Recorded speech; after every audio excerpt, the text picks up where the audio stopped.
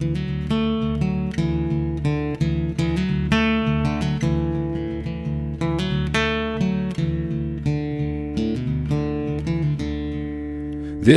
is the Storied Outdoors, a podcast somewhere between Lewis and Tolkien and Lewis and Clark, finding clarity in the stories we tell and the adventures that shape us.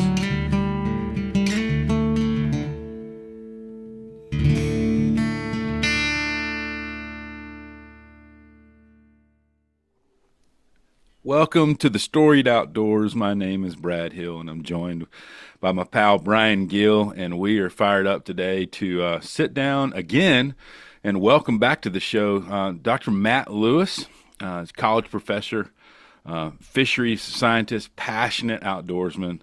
Matt's he loves the waters of the South, where he's become really one of the leading voices for the Redeye bass conservation, known for.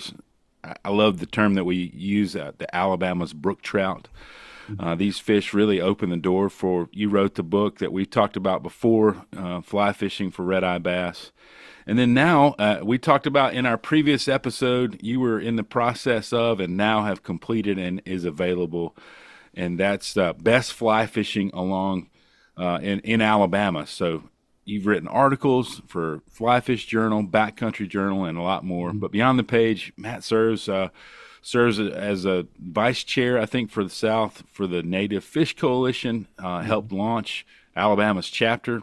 So whether it's teaching in the classroom, which he does a lot of, he fishes small streams, and he advocates for native species. Matt's all about preserving the waters that inspire us and shape us. And man, we're so excited to have you join us again, Matt. It's good to see your face, brother, and get to sit down and share life again. Yeah, likewise. I really appreciate you guys having me back on to talk about what I love talking about. Well, I love having repeat guests, because it's always fun to kind of a where are they now type thing. And so, man, I know that you have not let grass grow under your feet. Since we have been talking. I mean, I think that after our last conversation, it wasn't long before you were hitting the state and looking at different places to fly fish for in the state of Alabama. And so it wasn't just about redeye. From what it was, right. It was kind of fishing for everything. And it's so funny, Brad. We've said this before. My son and I, we recently were fishing in Shades Creek, just right across the street from Sanford, and there's sunfish and everything. So we were fishing over there, and there was somebody walked up and said, "I didn't know there was trout in there." every time, my favorite, yeah. So every time you have a fly fishing rod, doesn't mean that you're fishing for trout. You be out of luck pretty quickly in Alabama, except for a couple of places to find trout, but. So as you're looking at this bigger view than you were with just redeye, was there a trip or a day on the water that kind of helps you to kind of tell the story of this book, or that kind of really encapsulated what you were hoping to accomplish there? I wouldn't say there's a certain trip, but truth be known, so this book was an idea before the redeye book. Really? Just because, if you look at, you guys probably don't know all my history, but I grew up in South Alabama and then kind of moved all over the state for college, for work, whatever. And so I've lived in every part of the state. And while living in those different parts of the state, whether it was on the Gulf Coast or in the Piedmont or in the coastal plain or way up in the Tennessee Valley, I mean, I just got to experience all these different waters in Alabama. Where'd you grow up in South Alabama, Matt? Geneva. Oh, okay, cool. Oh, yeah. So right around Dothan, Enterprise, that area. I was just saying that in case people oftentimes go, oh yeah, I know where that is, but they really don't. No, dude, man. So Brian and I met playing. I was playing music and leading worship for camps and stuff. Mm-hmm. And Brian was preaching, so I traveled all over Alabama and played at all kinds of churches and stuff. And so, man, we played in Enterprise and Dothan. And man, we traveled. Those are the big cities. Those are the big cities. My brother's wife's from Clayton, so that whole little area over there. Well, I grew So up in yeah, Eufaula, so Geneva was just down the road, and they had a great baseball team. And so, yeah, that was everybody. Anytime you say a small town, and then you say it's down around Dothan, it's like, That's right. Yeah. Because I mean that was like we still have in Geneva, we still have a regular Walmart, right? So if you wanted to go to the super Walmart, you had to go to the Enterprise or Dothan or yeah, all that. hmm So yeah, exactly, yeah. so that's I awesome. grew up thinking that fishing was ponds and farm ponds and like these tannin colored sandy banked rivers that were just like full of really nothing but catfish and bass and panfish, right? So then as I moved around the state and I saw all the diversity, it wasn't lost on me that we had a lot of different opportunities in the state. And I think once I discovered fly fishing, especially, it was everything before it was just red eye. Um, and so in the same vein as the red eye book, it was wanting to tell the story of how unique and special Alabama is while also talking about like we have some pretty serious conservation threats across our state Mm, because of the biodiversity that we have. And Hmm. many of those species, whether we're talking about turtles or fish or crayfish or whatever, are endemic, meaning that they're mostly in Alabama and nowhere else. And so you want people to appreciate and start to respect those areas and experiencing them firsthand with the fly rod, Hmm. I think is one of the best ways you can do it. If the red eye slam and the red eye book is any indication, I mean, it's having the effect that I wanted it to have. I get people all the time that are saying, I didn't care anything about conservation. I didn't know what conservation was until I read your book and I started fly fishing for red eye bass. And like, I want to protect those places because like it's so beautiful. I never knew it existed. And so it's basically just taking that model and like saying, okay, instead of focusing in, with red eye bass, let's look at like the whole state, right? Hmm. Because there's a lot of stories similar to red eye bass that are happening or have already happened to sport fish in our state. So that was really the goal was just like, hey, let's let's expand this so that we don't leave anybody out, but also I think to celebrate this community that we have in yeah. Alabama, right? The fly fishing community. There's plenty of people long before me, and that established a lot of aspects of the fly fishing community. Um, and so I wanted to honor those people, but also celebrate like a lot of the newcomers and the people that have had some national acclaim, whether it's tying flies or building rods or this whole aspect of fly fishing that we have kind of gotten involved in, and it's just growing in the state, right? So it was the right time to provide a guide for people of like, how do I do this and what do I need Mm, and where do I that's go? cool. So that was kind of How did you come up with sort of the list of species that you wanted to target?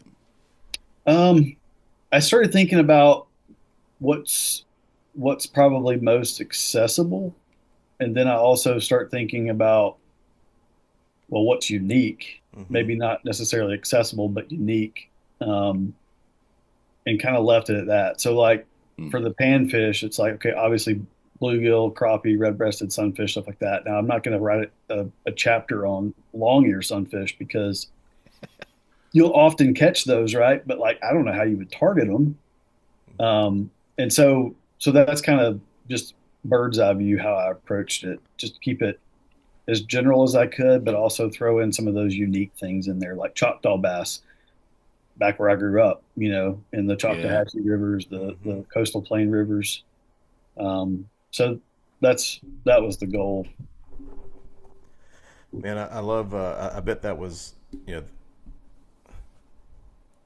with the amount of biodiversity we have in the state, you had a Mm. lot to choose from, and to be able to cull that down was probably difficult. Was there one that you enjoyed more? Let's just take red eye off the table. Was there one? I mean, I feel like that's got to be the default. But was there one Yeah. that you just Like, enjoyed what's more your than favorite others? book other than the Bible? You Right. know. Who's your favorite person other than Jesus? Yeah. Um, like one particular fish species. It could be, yeah, it could be a species, or it could be an actual one that you were able to target during this tour of Alabama? I think, and this is probably surprising to some people, one of my favorite opportunities that I had was catching the chain pickerel. I had never caught one before. I've always wanted to, right? Because as you learn to fly fish, like part of that growth as a fly angler is like I want to catch everything on the fly, right? Yeah. You got to go back and accomplish everything with the fly rod. And that was just one that I'd never caught. I had been in waters where they are, but I just never caught them. And this trip, when I went with Nick Williams in South Alabama, it was a great day. Number one, because we just had a great conversation. It was fun to hang out with Nick and just talk with him. But the chain pickerel were just, I mean, they were feisty. Mm. It was like you throw the fly in, and then these fish just appear like a little miniature muskie, and they don't hesitate. They just eat the fly. Like they're not going to follow it like a muskie and be like, "What's that?" They just hammer it. Are they? Is that a like a kin? Or are they in the same like species basically? Yeah, yeah. Well, they're the same genus but Genus, different yeah. species. Yeah, so they're part of that same group as like muskie and They pike. look real similar, don't they? Yeah, Pretty so it toothy. very toothy. Don't lip them. Yeah. I didn't do that. I knew that ahead of time, but just in case somebody thinks about it, don't do it. Man, Uh, I'd taken my son out fishing at a friend's little dock, and this was years ago, and we had a classic little R2D2 Zebco 33 with a little beetle spin on it. mhm. And I cast it out there for him because I'm teaching him how to cast. Like this is real early on, and man, one of those things just smokes that little beetle spin. And Yep. that little rod's giving it all it's got. And I said, son, I think I'm gonna hold on to this because it might pull you. And so we reel it in. So he gets to net this fish, and man, we hold this little fish up, and it was Mhm. toothy looking, man. He was like, "That's those live in there." I was like, "Yeah, Yeah, buddy, that's a scary looking guy." and it was hard because I'd never caught one before, so I'm like, okay, how am I gonna get a picture with this fish? Like what's this gonna look like? We didn't have a net because of course we're totally unplanned, unprepared for this adventure. But we caught a lot of them. I caught some of the bigger ones, got away before I could get a photo, and so I was like, no one's gonna believe us because we don't have a picture. But like there was definitely some bigger ones than what I was able to get photos of. We saw some bowfin as well and tried to catch those.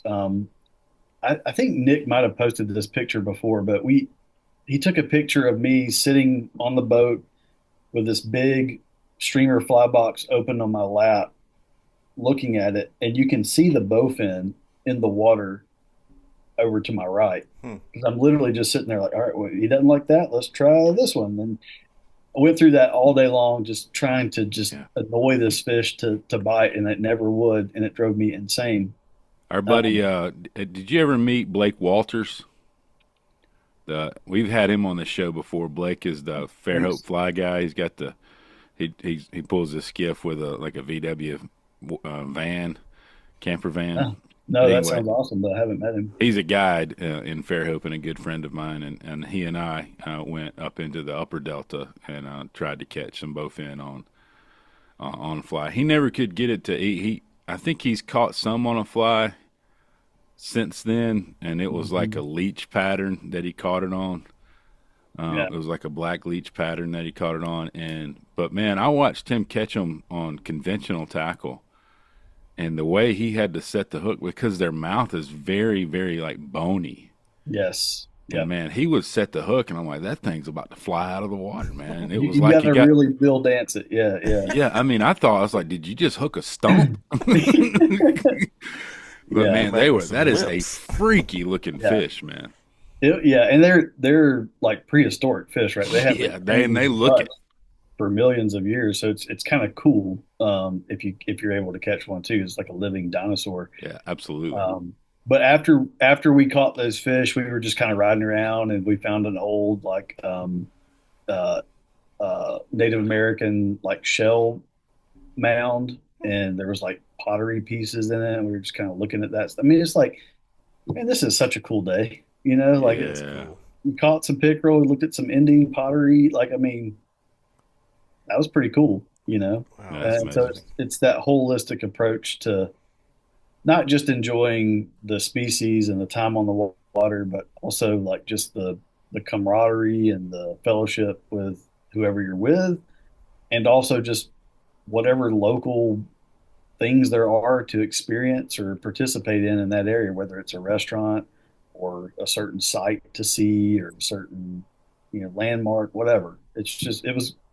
It was fun to experience Alabama deeper than I ever have before. Um, and so that's what I wanted to kind of bring to That's life, cool. I guess, to I people. love it. Yeah, it's great. Is there a place you almost left out but ultimately made it in the book, and now you think, God, without that it wouldn't be complete? Uh, Or a species, rather. I don't know if the place or whatever. yeah, I mean, there were some places.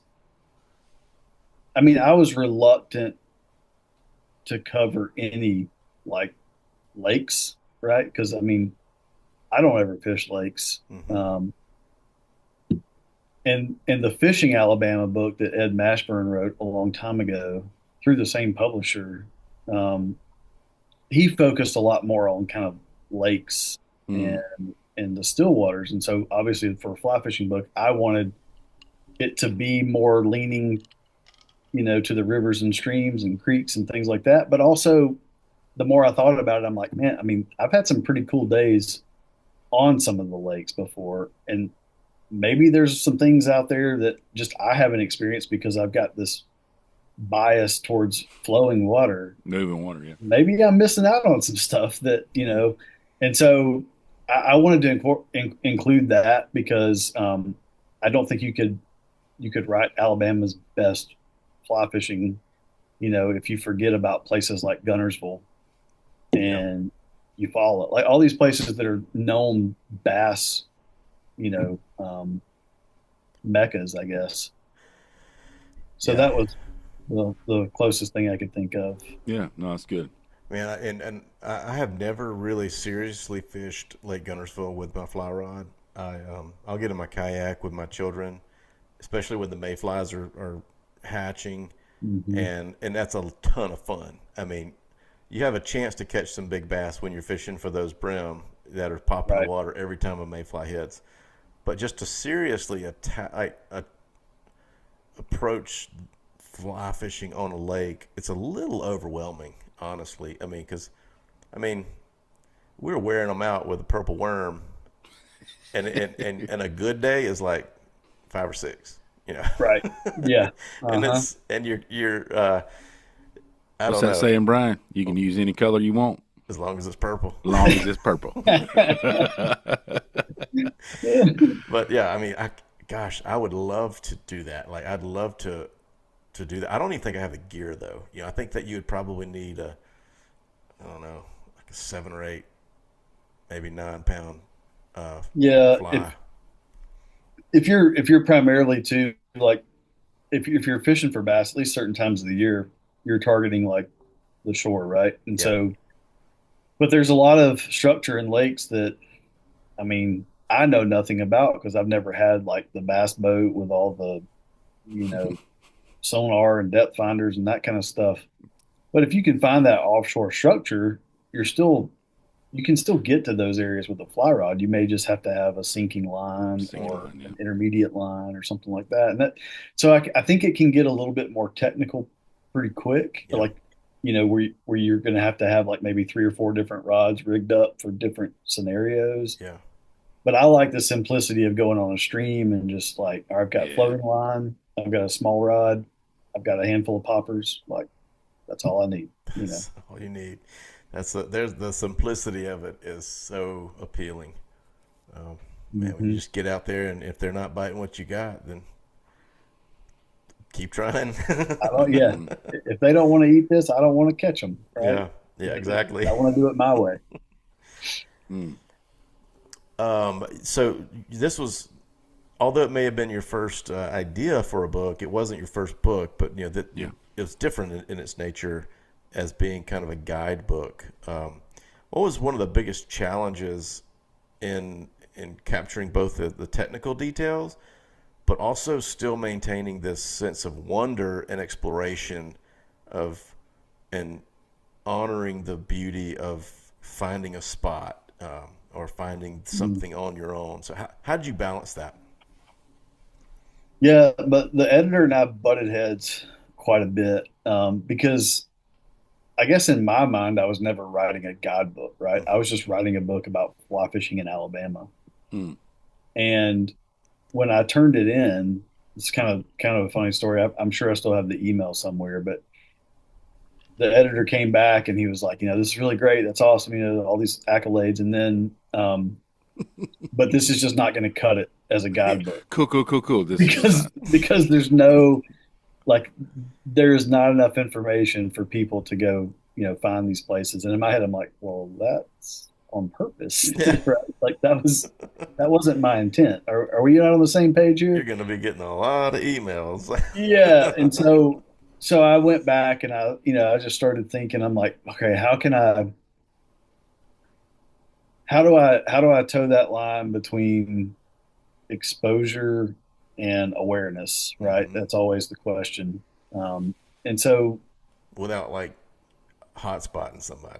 without hot spotting, right? And so I think I talk about um, primarily a lot of already well-known public access points. If I'm giving away a place, it's already a pretty well-known place. Right. Maybe not to everybody, but for a lot of people it is. So, um, but I also think about it through the lens of someone that's just starting to fly fish in Alabama that maybe has zero experience with fishing in general or knowing where to go or what to do.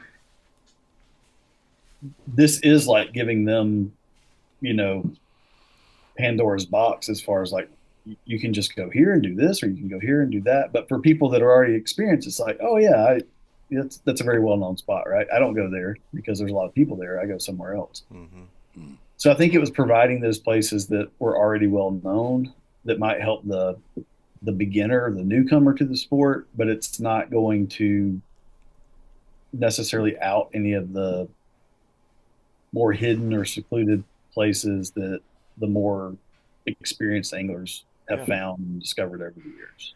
Well, and there's I forget, Brad. We were watching something the other day. It was the joy that comes with finding a spot, and it's just something that finding it on your own, doing it. So what I feel like you've been able to do is say these are the types of areas where you'll Mm-hmm. find these types of fish. Yeah. And if Mm-hmm. you can, I mean, you all you got to do is close your eyes and spit in Alabama, and you're near water. I mean, Right. so if you can find those types of fish, I mean, those types of habitats, those types of locations, you can probably find this type of fish in this region of the state or this area. Right. I mean, and I've sent you text messages before from places that I've discovered. It's like, hey, is this a red eye? You're like, looks like it to me. It's Yeah. either that or a hybrid. And Yeah. so, Hybrid. That's a And, hybrid. it's That's a pretty a depending on the drainage Lewis system. bass. Yes, it's a hybrid, right? yeah, right. But no, Um, there is something just really special about kind of being able to read the water, read the land, know the surrounding, and say, yeah, okay, I did it, and right. yeah, that's fun. Matt, how was coming down and getting on salt water and digging into some of that with your fly rod? Let's talk about because we've talked an awful lot about streams and rivers, but we ain't talked about the Mississippi Sound and No, Mobile I was Bay. And actually I'm glad you brought that up because I was about to transition to that area in answering Brad's question because the considerations are different, right, between freshwater and saltwater. Saltwater, you're not as worried about spots because those no, spots change from day to absolutely. day, from morning to afternoon, I even within wish the there were spots, Matt. I wish there were spots that I was like, go here, catch this yeah. fish. No, it don't So work that way, baby. so I guess that's one thing I learned. I mean, I kind of knew that obviously saltwater is way more expansive and there's tides and that dictates a lot of things, but I didn't ever think about it from the standpoint of like hot spotting. And so um, I think if you're going to be a really good saltwater angler, you have to have a just very, very good understanding of tidal movements Yes. and when to fish around those tidal movements, but not only when, but where, because certain areas are going to be, better at a low tide than a high tide, and vice versa. Um, and to me, that was all. I relied heavily on Chris Veche, that works at Sam's Bait and Tackle Yep. down there, on a lot of the saltwater stuff, and also Sam Sumlin a good bit, that has the community fly shop down there. Which Because is a great fly shop, by the way. People, if you're in Gulf Shores and you're a yes, fly fisherman, you must stop by the Community Fly Supply. It is a really cool shop. So go yeah, support those guys, man. Really cool. and that wasn't there when I was down there, so I want to get back down there just to see it, Yeah, and it's hang out. awesome. He's done a great job with it. But that was the big thing for me, right? I mean, I was just blown away at like there's so much to learn and know here, and there's a ton of species that all behave different. Some are only here seasonally, some are here year round, but where they are differs with different seasons. And so the complexity was just overwhelming to Yeah, me. I know. I feel Um, that all the time, buddy. but I will say that I've experienced redfish on the fly a good bit. I mean, I've traveled with some of my buddies. We have an annual trip typically to Grand Isle, Louisiana, where we all would haul our kayaks down there and fish the marsh, and so I was used to that. Um, but when you go catch redfish in Louisiana, it makes you feel like you're really good at catching redfish. And then you go to Alabama and you're like, Wait a wait a minute. second, I We haven't suck even seen one. again. Yeah, yeah. So the thing for me that's still bugging me is I did finally catch a redfish when I was out. It was maybe that big. Well, let's embellish it. Maybe that Is big. that a croaker or? Yeah, it was like croaker size, right? And I'm like, man, I've caught these like massive, bull reds on the fly in Louisiana, and I'd see them in Alabama, but I'd spook them, right? Yeah. Or some other thing would happen to where I wouldn't catch them. Brian, tell Matt about the first saltwater fish you caught on a fly rod. You might not believe it. First saltwater I ever caught on a fly was a mullet in the mouth. In the No mouth. way. It wasn't foul hooked. That joker ate. That is awesome. Oh man. That is awesome. Blake told me, he says, don't tell anybody this. Hey Don't man, tell anybody you were on my boat and did that. if you're trying to, increase your species count, I mean, that's a pretty hard one to do, right? Yeah, So, that's, I mean, it check, got it. yeah, Got you him. accomplished Got that. him. But no, I mean, it was frustrating for me, and to me, I've still not caught an Alabama redfish to be proud of, right? Like just a good slot size fish, and so that's still bugging me. I got to get back down there and do that. But But hey Matt, you know what followed that mullet? uh, Brian caught him a big redfish on the fly rod. oh, that's Yeah. nice. It's a nice slot. Up, Yeah. 26? 24, 20, 24, somewhere in there. It was Upper a great slot. fish, Yeah, man. it I was so proud of him. beautiful. Thank you. Yeah, but I would say one of the most enjoyable that the Jack Crevalle, man, like Oh my gosh. I I can just watch them all day long, how they pack up like they do Ugh. and just terrorize bait. I haven't done that yet. I want to accomplish that. They call them like the pit bulls of the sea, right? And Mm. they act like it. I mean, they are just a menace if you're a bait fish. But if Mm. you're a fly angler and you can get on one of those schools and you can see the way they're working because the water's just turbulent and bubbling and going crazy and they're, it's kind of shifting in a direction. If you can get in front of them and just, it doesn't matter what you throw out. As long as you throw something out and it moves, Yeah. they will hammer it. There's And this great story in one of our previous episodes that Jimbo Metter tells about Jack Crevalle, and he had a customer on his boat that wanted to catch one on a fly, and he said the only way he could guarantee that was to find a shrimp boat, and yeah, cast into the bycatch.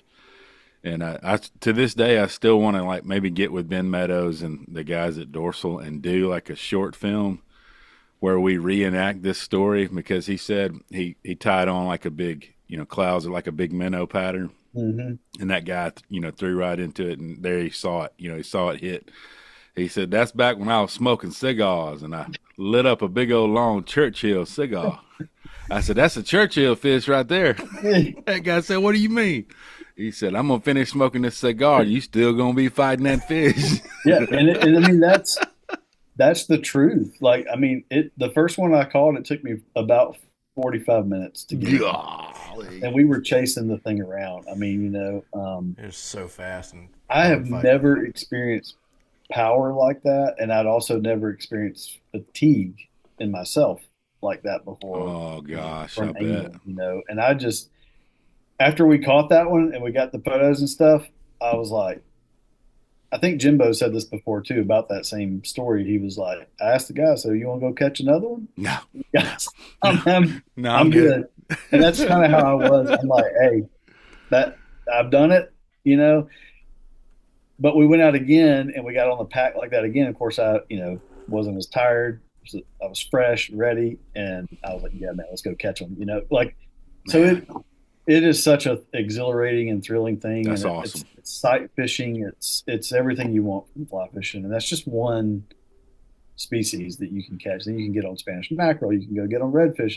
So I think the ability to just target all these different things if you have a boat and Hmm. you can run around on the Gulf Coast is something that's really cool in Alabama. Well, if Something I want to do more of. if you're listening and you don't follow Community Fly Supply on their Instagram, I mean, those guys are quite often posting about fish they're catching from the surf. They're wade fishing, right on the coast of the beach and catching all kinds of stuff, which is Mm-hmm. incredible. Right behind their store you can catch redfish. I mean, they've got it right on the water where you can walk out there and fish if you wanted to. And that's the And beauty of those local fly shops is they're going to be yeah, a wealth of information. yeah. What flies should I use? I mean, they're going to know what they're hitting because they're out there fishing a lot. Yeah. Speaking of another thing, I never thought I would get to do in Alabama earlier or right at the very end of the summer. Blake Walters texted me on a Sunday night, and he was like, "Man, what are you doing tomorrow?" Fortunately, I have a very flexible schedule, and I did not have any meetings. And I said, "I'm not doing anything. What are you doing?" He said, "Man, I don't." He says, "I don't have a customer, and the weather's going to be really, really great." And so we went and targeted tarpon, and we put the boat in and went up. Went down the beach towards Fort Morgan, and man, we saw them roll. I was able to. I got to cast at a big tarpon. I never could get them to eat, but I felt great honor just being able to see them and throw. And he had I mean, it was a 10 weight fly rod with a Mm-hmm. massive mullet looking pattern, bait fish pattern. And I put it right, best I could do. And I was like, nothing, And I said, Blake, what did I do wrong? He's like, nothing, man. They're just not eating. But it was incredible to see, and I never thought I'd get to do that. Certainly not in Alabama waters. But we're staring right at the beach. We're just off the beach on the second bar, and those big dinosaur-looking fish are rolling up through there. It was incredible. And I had a similar but different experience because when I was fishing with Chris one day, we went back in some backwaters and targeted the juvenile tarpon, Mm-hmm. and that was amazing. I mean, you could see them; they're rolling, they're doing Yep. the same things they would do if they're larger out, Gulf side. They're just smaller, and the one that I finally got to eat, I messed up the hook set because he called it a trout set. I'd call it a red eye set. But it was the wrong way, right? It wasn't the strip set. Yeah. Um, and so, then we had this osprey that kept flying uh, to its nest over us. And every time that bird would take off or land, it would spook all the tarpon away. Mm. And so I'm just like, man, we're not going to get another shot at this fish. But hey, like, I mean, I got to cast at a juvenile tarpon in the backwaters of Alabama. That's pretty Yep. pretty special. You can catch migrating tarpon on the beach. Chris has done it. He's got photos of these tarpon as long as the boat almost. Yeah. He's caught right And off that's the what we coast were of Florida. casting at, man. One of those things sort of rolls up right next to the boat, and his eyeball looks at me, and it looks like a daggum. It's as big as my palm, and the scales on it are like 50-cent pieces. They're unbelievable. What an incredible creature, man. Yeah, that's the fish where I'm like, I don't think I deserve to catch that fish yet. Like, I don't know that Yeah, I'm ready, you I know? feel like I need to earn that one. Yeah. Oh man, you alluded to it earlier when you were talking about the Redeye book, but how for that book and this book, how do you hope these books play a role in shaping how people engage with our rivers, with our bays, with the Gulf and native species? I think the part of the goal is to understand like what is a native species, right? As Mm, opposed to just what's a sport fish, because not all of our sport fish are native. So understand how unique and important it is to be able to go fish for something that belongs there, and mm, how we should strive to celebrate those places and not continue to move fish around just for sport fishing. mm, Like if you want to catch a rainbow trout, go to the Pacific coast and catch a rainbow trout where they belong. Don't throw them into our own water where mm, there's something else that you can catch that's native. mm. Um, so like just that understanding of like being better stewards, I think, of the places that we are entrusted with, is a big thing that I hope that both books kind of speak to. But aside from that, just getting people on the water and outside in these places, because that's how we, I think, got into the situation that we're in with a lot of these rivers and streams that we have in the Gulf in some cases, is that we haven't really fully understood how special they are, Mm. and you don't have that relationship or understanding because like you're not out there, right? Yeah, you But if conserve you what you can get care for, people basically, on it, right? right, it's that Mm. whole stewardship model where if they know about it, they'll care for it, and if they or care about it, if they care about it, they'll care for it. And so Mm. it's kind of passing that along and hoping to instill that in people. And it just, until you have that personal experience on that specific stream or with that specific species or whatever the case may be, I just don't think it's there's not going to be any depth to what you want to do. Mm. So that was the that's what I hope is going to be the biggest That's good. impact for both books. And there was a recent post that you made, um,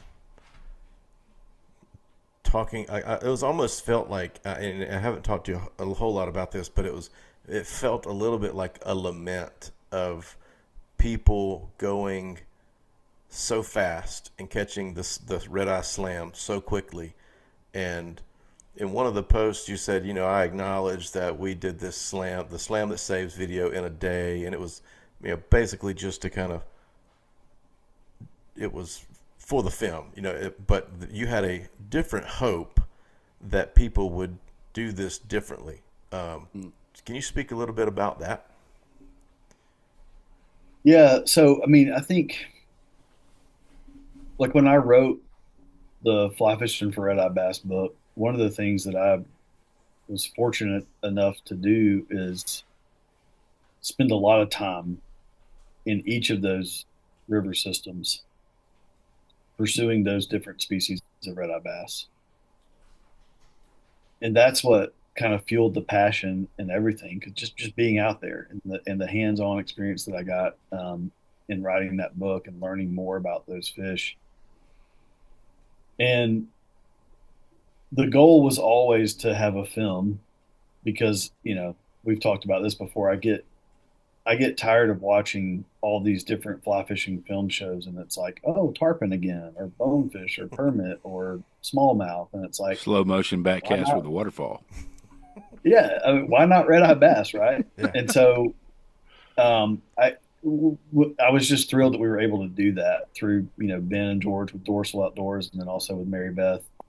Um, we became really close, great friends in making that film, and the story around the film was like, okay, how do we take the Red Eye Slam and make it into a film, Mm-hmm. but also talk about how that's led to the conservation. And so, like, it just made sense to try to do it in one day for Yeah, the for storyline, time right? For for the time film, purposes, really. Yeah. for time purposes and everything else. And so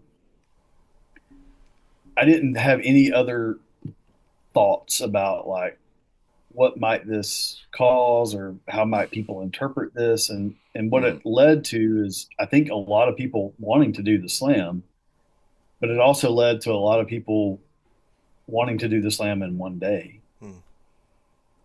And so I think the biggest thing for me is when I started seeing all these posts on Instagram and people YouTube videos and things like that where they're trying to catch all these species of red-eye bass in Alabama in one day, and I'm like, oh God, did we what have we done? start that? Like, did we do that? And so I guess I wanted to get out there. Like, it obviously would sound hypocritical of me being in that film to say like, hey, well, this isn't meant to be done in one day. And like, Yeah, well, you sure. did it in one, And Right. so Yeah. I wanted to acknowledge that I realized that, and I own that. That wasn't the intention though. So the intention was just to have a film to get the word out and hopefully get into one of these film tours to get awareness out for red eye bass as a whole. And one of the unfortunate byproducts, I think, was like, how fast can we do this slam? And what I wanted to remind people of is that the whole point of the slam was so that they could experience these different species of red eye bass, but also take time to soak in how different those river systems are. Like if you spend time in the upper Chattahoochee versus the upper Coosa versus the upper Black Warrior, I mean, it's like different worlds. Mm-hmm. There's so much diversity within those, but also among those. And so I think taking the time to really appreciate those areas and experience those areas, but yes, also try to catch the red eye bass that live there. That's what I want people to spend time doing. And if you're going to do that, you cannot do that in one day. No. It. So I would encourage people take the time to do it, spend a weekend in each system, and then like later down the road, once you've done that, if you want to try to do it in one day, that's great.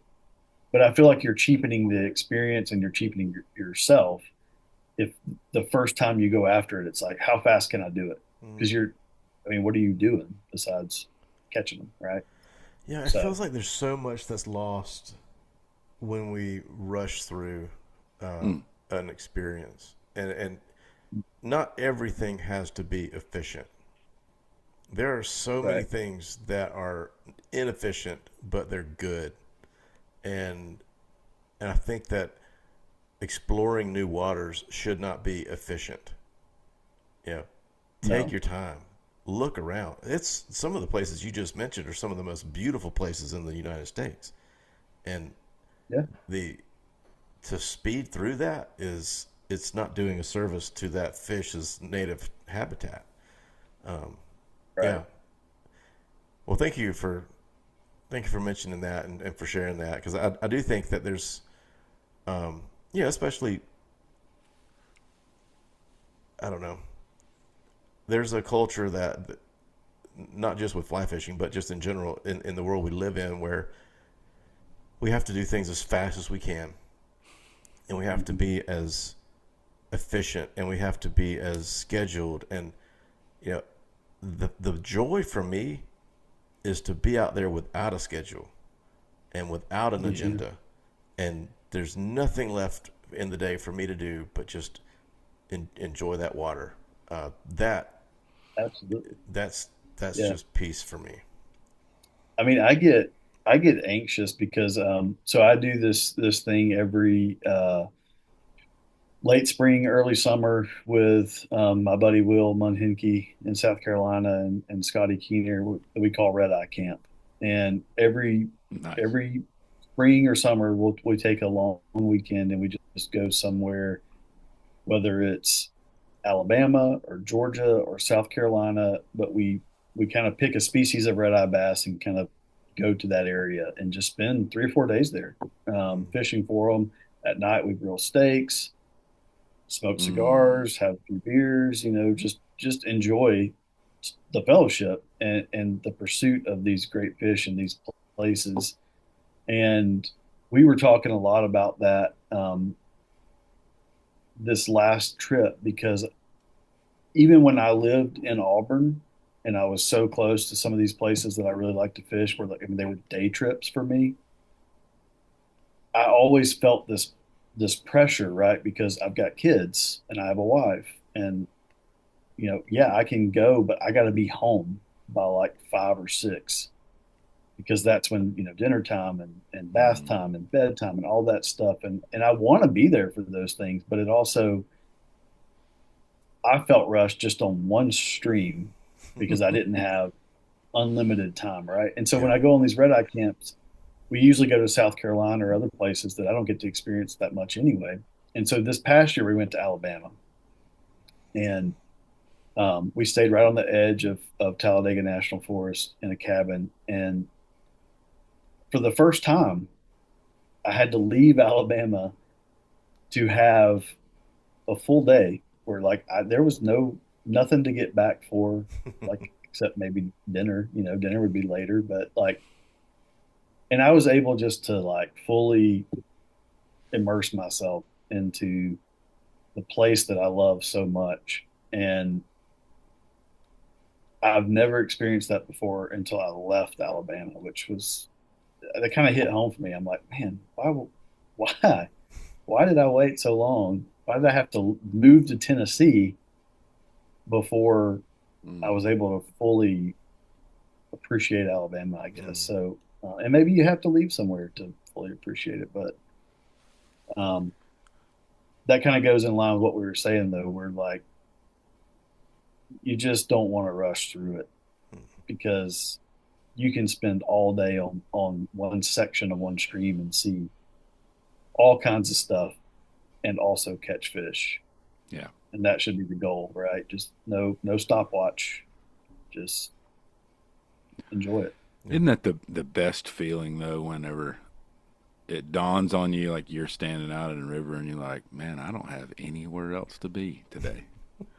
I got nothing else Especially to do. now. You're not looking down at your clock going, all right, I got to be done by 3:30 so I can get back in the car and get back to the. Yeah. It's None of like that. because you're That is the like, I've best got an hour feeling, and a half drive home, so you're like, all right, I got to be out of here by right? 3, and then you're like, oh man, it's 1, And and so it's I like, love that feeling when you realize none of that in that moment. Like I don't have anywhere to go. I can just kind of take my time. yeah, That is a good feeling, man. It's And if so you good. haven't felt that, I highly encourage you to take your calendar and go, this day I'm not going to have anywhere to go. And I think ultimately, isn't that what it takes? Like intentionality to go, all right, this hmm matters to me and I need this time. I'm going to go block out this day. And my wife and my kids, they know, like, hey, Dad will probably be home tonight when it gets dark. Yeah. But like, it's okay to take that one day, and to allow ourselves to have times like that to rejuvenate and go, I don't have to be anywhere until it gets and dark. it's hard too because it's easy to drift into selfishness, where it's like, Yeah. I need this, right? Mm-hmm. And I often forget, like, and my wife reminds me, I need time away too, right? And I'm like, oh yeah, yeah, Mm-hmm. yeah. But it's kind of like the whole Talladega Nights thing. But if you win, how do I win? Yeah. And so Can't be two number so ones. That's the I've limit. had to I have matured enough to realize that I need to think of my wife as well, Yeah. Mm, and- because she doesn't let herself think about those kind of. She's not like me where I'm thinking about myself. She's always thinking about the kids and someone else, right? right. And I have to be that person for her where I'm like, hey, Yep. you need to take today and just go do whatever you want to do. My wife doesn't like to shop, thankfully, but she likes to just go read books or just go look around at things or go to Mm-hmm. a coffee shop and just not have a schedule, right? Yep. And I tell you, Um, some of the sweetest things that we've done in the past couple of years is my wife doesn't really like to fish, but she loves to be by a stream. Mm-hmm. mm, hmm And so, man, we'll go and I'll fish and we'll hang up a hammock and she'll sit in a hammock or sit in a chair and just read, and we're just there, and I'll come back and you know fire up the old MSR stove and boil some water, make a little coffee, and we'll sit, and then I'll go back and fish, and she'll sit. I mean, it's just like going That's awesome. and carving out that time to just, we don't have anywhere to go. This Yeah. is it. Mm. And it's been easier here now to incorporate the whole family. My kids are getting older. Um, the river's 3 miles from our house, and we have an Nice. excellent smallmouth stream. And so we can do family float trips, which is what we do a lot. Awesome. And so it's not the same as me fishing myself, right? But it's enough, right? I'm still getting to fish. My son's getting to try to like land fish and hold fish and like see what that's all about. And so just exposing them to those type environments and those experiences, I think are going to pay off dividends in the future because I hope they enjoy those kind of things. I want them to enjoy the same things I do for the same reasons that I do. Right. Um, Mm.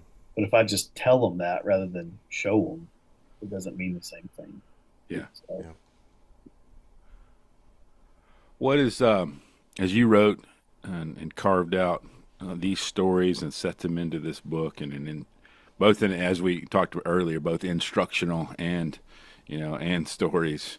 What is something, obviously, and I haven't read it all, but what is something that maybe you said you would say opened your eyes to God's truth or His goodness or His beauty as you reflect on the writing of this book?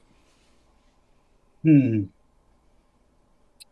I mean, when I think of like God's beauty in Alabama, I think of diversity, right? I mean, that's just the first thing that pops in my mind. Whereas Mm, we have all these different environments and habitat types, and within those, all these different critters and plants. And I mean, mm. I think it was so cool getting to see things like carnivorous pitcher plants and things like that I'd never seen before that just exist Those are so naturally cool. there Yeah, I've seen some of those. Hmm. in these bogs in South Alabama and in Yep. North Alabama even. And so I mean just the holistic understanding of like these ecosystems that we have in different pockets of the state and how many different ecosystems exist and the abundance of life in each one of those that's totally different here than it is up there. And Hmm. um, I mean, that's what I think of. And it's just understanding and taking in all of those things when you go somewhere and fish. Like when I went to South Alabama to catch Choctaw bass, I went with Jimmy Stiles a good bit, as well as the Grace brothers down where I grew up. And when I went with Jimmy, we were just talking about turkeys. We were talking about you know, the pitcher plant bogs. There were some other carnivorous plants that weren't pitcher plants, but I don't remember what they are now. But I'd never heard of them before, never seen them before, and so like all of that was just like, oh, I mean, this is amazing, and I never would have experienced it had I not been writing this book. Mm. Um, and That's so I cool. wanted to kind of get that information out to anyone that reads the book. It's like they're aware of the beauty and diversity that we have, and then the responsibility that we have to Mm. protect those places, right? Mm. So, Yes. Yes. What would be that? What would be the main point or that thing that you hope people will walk away with after reading? It's not just about fishing, but about maybe in the southern waters. Would it be the conservation piece? to me, yes. I mean, the fishing is secondary, right? Like if you don't have the places, then you don't have the fishing. Hmm. Um, so understanding how special those places are and how much we've already affected them. I mean, we've essentially lost shoal bass from Alabama, right? Hmm. Mm. Yeah. So we don't want that to happen with redeye bass or Choctaw bass. And so it's like it's already been done with some species. It's not like it could happen. It has happened. So then how do we protect these other endemic species that are restricted to these very small Mm. geographical areas? And I mean, we gotta be, we gotta understand our impact on the environment and not think about that in political terms. Yeah. I grew up in a time where it was still like, if you talk about the environment, it's like, You a oh, tree you're a hugger. liberal, you're You a crazy. liberal Yeah. tree And hugger. Yeah. Yeah. it's like, No. man, I'm about as conservative as you can get.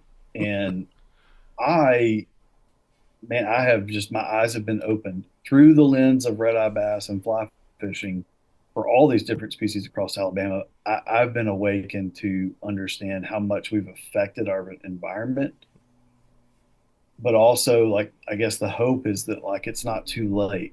Yeah. We can still we can still reverse the way we do some of these things and save some of these special places, Yeah, but it's going to be a collective effort. for sure. When you've So already seen some of the benefits of this, right? I mean, didn't I just see recently that the Bartram bass is now recognized yeah, yeah. species, and Oh, really?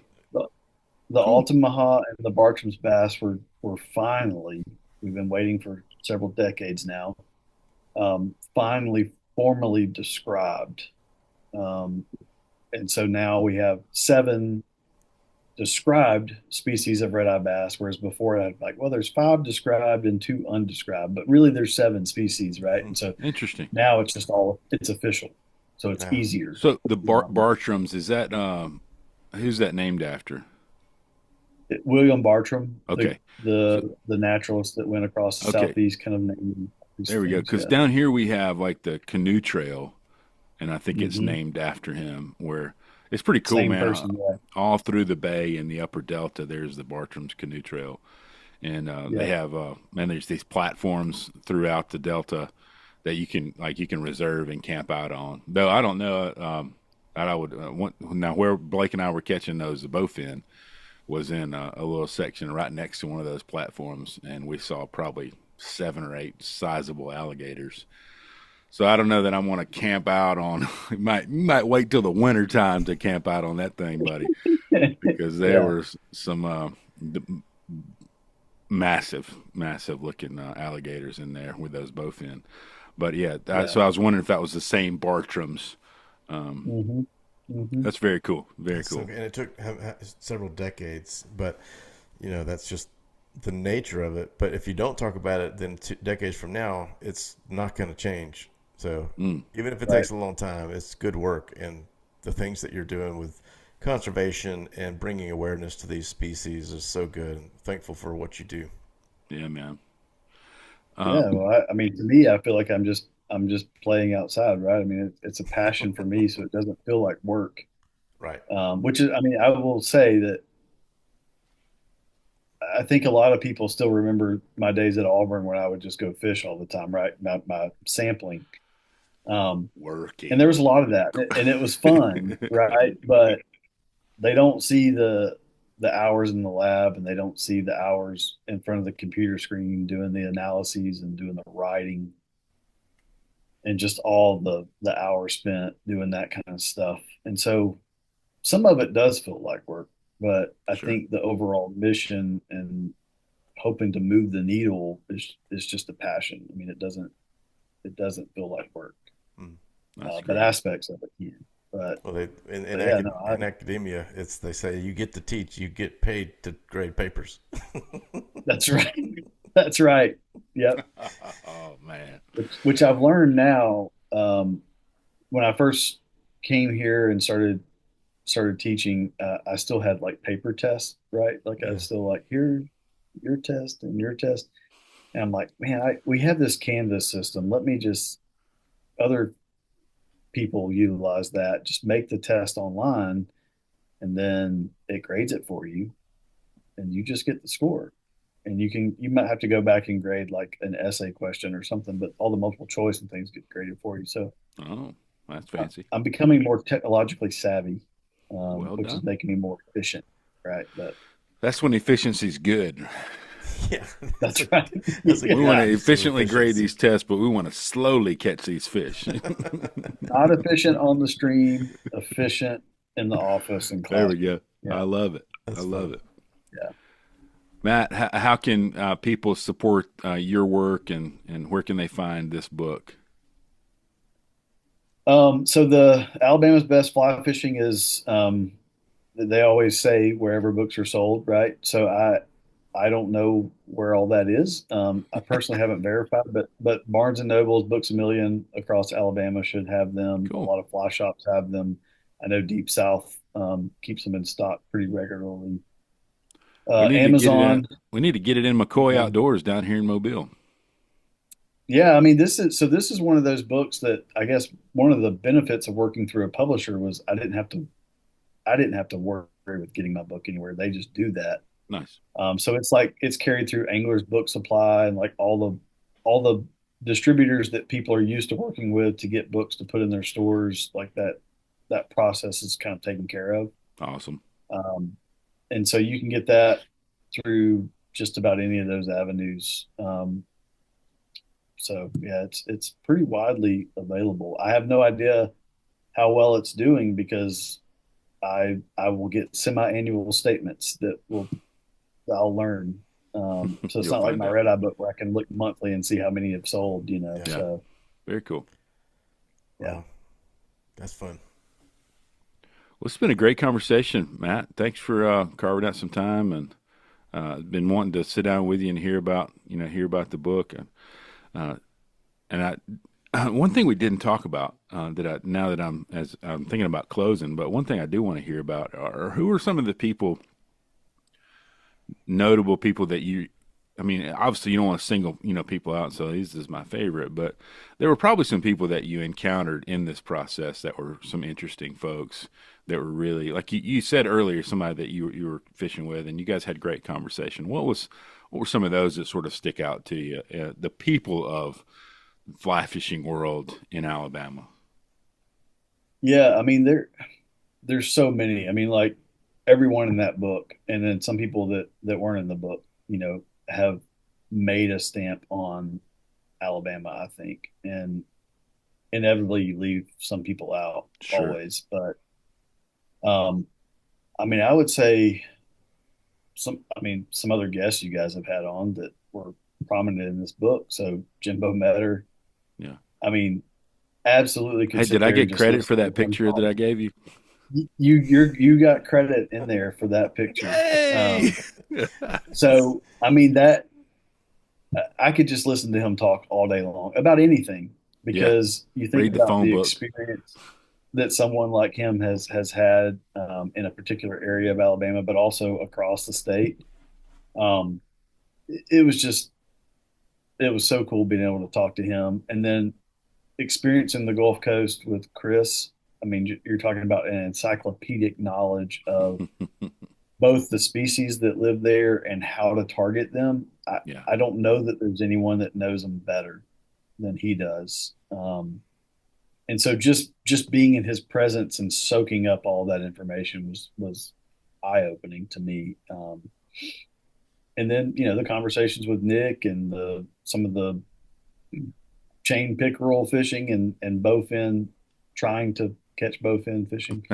Um, I mean, it's just that yeah, there's so much. But then visiting old friends like Brandon Bales and Wade, getting to reconnect with them and like Yeah. make sure that their story is included in this book because I mean we all know how big of an impact they've had on you Absolutely. know Wade through his dad's Sam's One Bug and then Brandon with his nationally acclaimed fly tying What and a John gifted Ford. guy.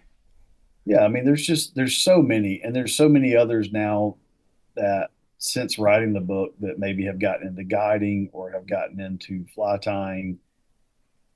You know, it's just spurred this whole I don't know industry in Alabama. You know, Hmm. like I think we're starting to be like, okay, we can do this here. Well, I think Brian, Um, Brian and I have had the pleasure of talking to so many, whether it's you or Stephen Rockerts or Mary Beth Meeks, the Ben from Dorsal, Jimbo Metter, like that span the state. mhm. The guys at East Alabama Fly Fishing, like Roel. I mean, man, we have such a good community of people that are part of this fly. You know, Brandon, we had Brandon Bales on to talk about fly tying and the art that, I mean, he's Mhm. making flies, but he is, man, an artist. What a gifted dude. And Wade, all of those people are part of this community that really is incredible and really inclusive. You know that they, man, yeah, come fish with me. I want to show you around. Right. You know, man, and so I have had such a, it has been such a joy, you know, in the podcast for us is Hmm. meeting and having these conversations and making all these friends and realizing how robust our fly fishing community in the state really is just as diverse as the fish that we target. I Yeah. would say, and it's been a pleasure to be for us to have sort of a front row seat to seeing all of that sort of unfold and somewhat develop, right? I would say grow and develop as a new generation, because there are guys Oh yeah. like Jimbo Metter. They've been fly fishing for, you know, for many years in saltwater and freshwater, and so it's not like we've invented and built this community. We're a part of something that's been going on for a while, but now we've had the opportunity, whether it's writing a book like yourself or for us in a podcast, to sort of shine the light, a spotlight on something that's beautiful and is already here. And I love that you've done that with this book to say, man, Alabama's a great state to be a fly fisherman. Oh yeah.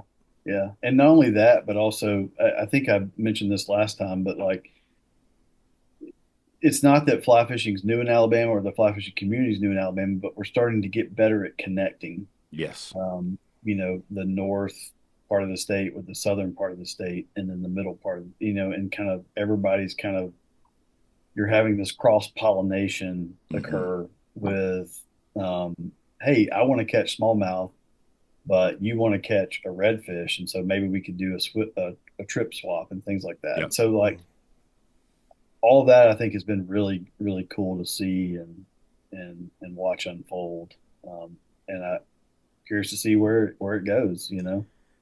Yeah. Well, you're a big piece of that. Even even if it is from South Carolina. I mean, Tennessee. Tennessee. Tennessee. I know. I We gotta talked to get you back. Roel. Get you back home more often. I know. I talked to Roel a good bit, and I'm always like, just tell me a Redeye story.